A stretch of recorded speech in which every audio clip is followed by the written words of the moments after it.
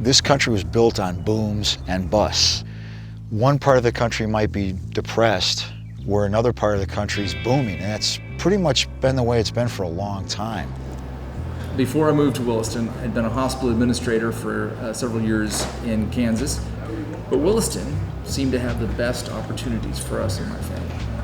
I could make $25,000 as a teacher, or I could make $50,000 a year driving truck, so I chose to drive truck. I had heard about the Williston boom. I basically packed everything up. I had 2 jobs in Washington, not making a quarter of what I make here. Most of my work experience has been at universities, doing research, teaching, but there came a point where we had the economic crash of 2008 and I couldn't find work.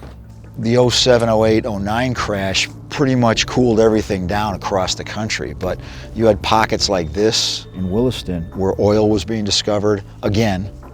We've discovered a new resource. 10 years ago, it was beyond our reach. They knew that there was oil there, but they didn't know how to get it through horizontal drilling and fracking. But now the technology has been perfected. Williston is it's a 24-hour-a-day workplace. You have to be ready to work at all hours. So like this morning, I received a call at 1:30, and they asked me to come down and get to work, and I did. In 3 months, I have slept in a bed probably less than 15 nights. I had to be a little bit crazy to come up here, like everybody else, but the opportunity of making more money and doing a lot better than what I was currently doing in my present situation, and I'm being from Mississippi. I do work a lot, and as I said, being home for only 10 days since October, it's hard, but I'm making good money and I'm paying bills off, and I'm able to help my children out. And that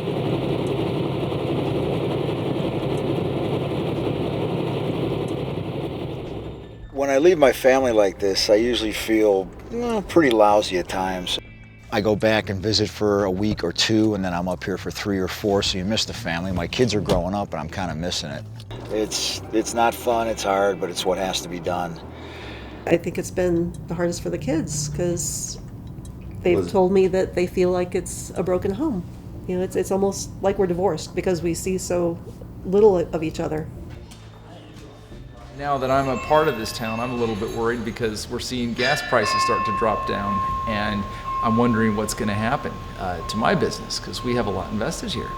It was about October to November of 2014 is when it first started to go down. Like the price started going down first, and then that's when everybody immediately started cutting people. A lot of people lost their job once the boom ended. A lot of people were laid off. It was crazy. I mean, hundreds of people at one time get fired. Every day you going to work on edge and toes, not knowing if today is going to be that day that you get let go. It's very capitalistic. If the company is making money, they throw money at the oil worker. And if the company is not making money, they cut costs and they have to lay you off. I don't like to see other people suffering and companies going out of business and people being fired and laid off and stress levels increasing, and it's sad. And I don't see any immediate end to that in Williston.